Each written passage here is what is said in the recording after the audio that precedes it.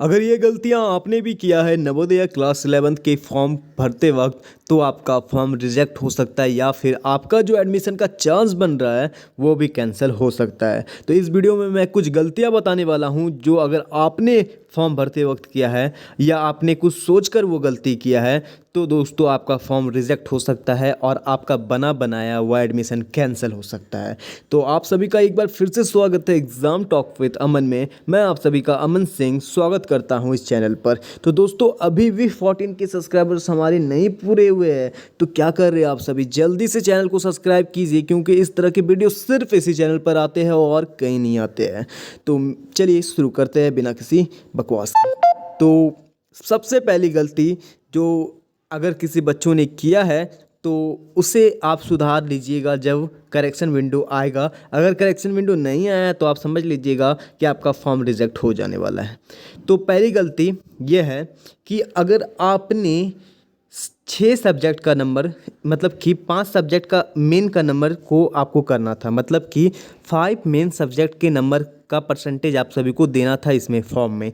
अगर आपने 5 main subject का दिया है नंबर तब तो ठीक है, पर आपने 5 बेस सब्जेक्ट का नंबर, मतलब कि math, science, English, Hindi, social science, इसका नंबर दिया तो सही है, पर अगर आपका ऑप्शनल जो सब्जेक्ट है उसका नंबर आपने इंक्लूड कर दिया है 5 सब्जेक्ट में और किसी एक सब्जेक्ट को आपने हटा दिया है तो आप सभी का फॉर्म रिजेक्ट हो सकता है। जी हाँ दोस्तों, क्योंकि 5 मेन सब्जेक्ट का ही नंबर उन्होंने मांगा था और उन्हें वही 5 मेन सब्जेक्ट का नंबर आप सभी को देना है।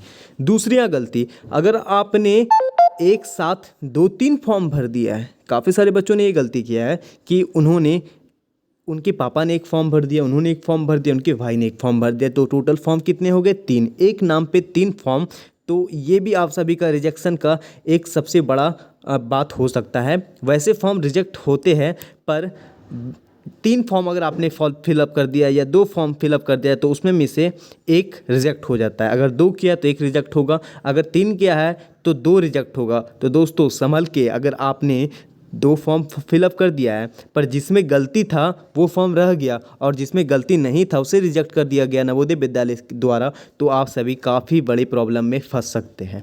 गलत डॉक्यूमेंट्स, अगर आपने कोई भी गलत डॉक्यूमेंट्स अटैच किए हैं डॉक्यूमेंटेशन में, मीन्स जो डॉक्यूमेंट डालना था नवोदय विद्यालय के फॉर्म में, अगर उसमें आपने कोई भी डॉक्यूमेंट गलत डाला है तो आप सभी का एडमिशन कैंसिल हो जाएगा। मतलब अगर आपका मेरिट में नाम भी आ गया और वो डॉक्यूमेंट आपका गलत है तो आपको डॉक्यूमेंटेशन के समय हटा दिया जाएगा, मीन्स आपका नाम को हटा दिया जाएगा। तो कोई भी गलत डॉक्यूमेंट को कृपया करके आप सभी नवोदय के फॉर्म में ना भरें।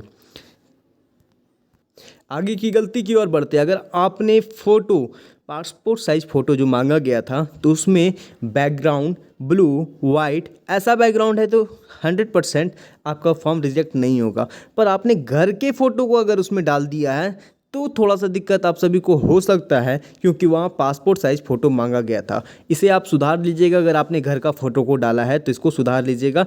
अगर आपका बैकग्राउंड ब्लू वाइट येलो कोई भी है तो चलेगा, पर घर का फ़ोटो नहीं होना चाहिए, मतलब सेल्फी वगैरह DSLR वगैरह फ़ोटो बिल्कुल नहीं होना चाहिए। आगे की ओर बढ़ते हैं। आपने जो गलती की होगी, अगर आपने अपना मार्क्स को बढ़ा के बताया है तो भी आपका फॉर्म रिजेक्ट हो सकता है। मतलब कि आपको 400 मार्क्स आए हैं और आपने फॉर्म में 420 या 401 भी लिख दिया है तो आप सभी का फॉर्म रिजेक्ट हो जाएगा। फॉर्म रिजेक्ट नहीं होगा दोस्तों, आपका मेरिट में नाम आ जाएगा, पर जब वहाँ डॉक्यूमेंट वेरिफिकेशन होगा तब देखा जाएगा कि आपको 400 नंबर ही आया था और आपने 420 भर दिया है, तो आपका एडमिशन कैंसिल हो सकता है। हो सकता है क्या दोस्तों? 100% कैंसिल हो जाएगा। अब कुछ छोटी मोटी गलतियों की ओर बढ़ते हैं जो कि सुधारा जा सकता है। तो वो छोटी मोटी गलतियां हैं कि आपने अगर डॉक्यूमेंटेशन के समय कोई भी डॉक्यूमेंट, मतलब कि फादर का डॉक्यूमेंट मांगा गया तो आपने उसमें अपना डॉक्यूमेंट अपलोड कर दिया है, फ़ोटो की जगह आपने सिग्नेचर अपलोड कर दिया है। ऐसा अगर कुछ सिली मिस्टेक आपने किया है तो अगर करेक्शन विंडो नहीं खुलेगा तो आपको दिक्कत हो सकता है। करेक्शन विंडो दोस्तों मतलब कि एडिट करने का जो ऑप्शन आता है फॉर्म का, अगर वो नहीं खुला तो आपको दिक्कत हो सकता है, पर अगर वो खुल गया तो आपको कोई दिक्कत नहीं आने वाला है।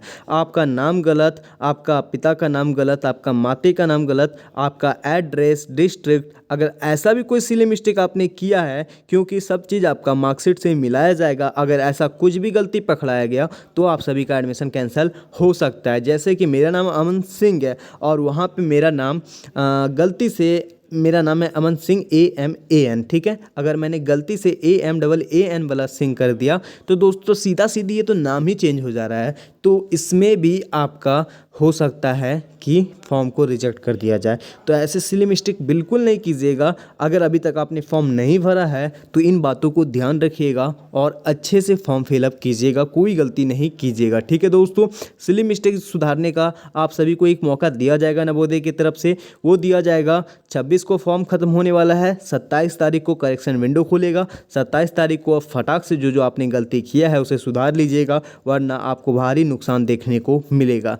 और दोस्तों आप सभी कमेंट करते रहिए कि आपको कितने परसेंटेज आया है, मैं आप सभी को बताता रहूँगा कि आपका कितना % चांस है एडमिशन का। सब्सक्राइब प्लीज़ कर लीजिएगा क्योंकि ऐसे वीडियो सिर्फ यहाँ आते हैं। मिलेंगे नेक्स्ट वीडियो में।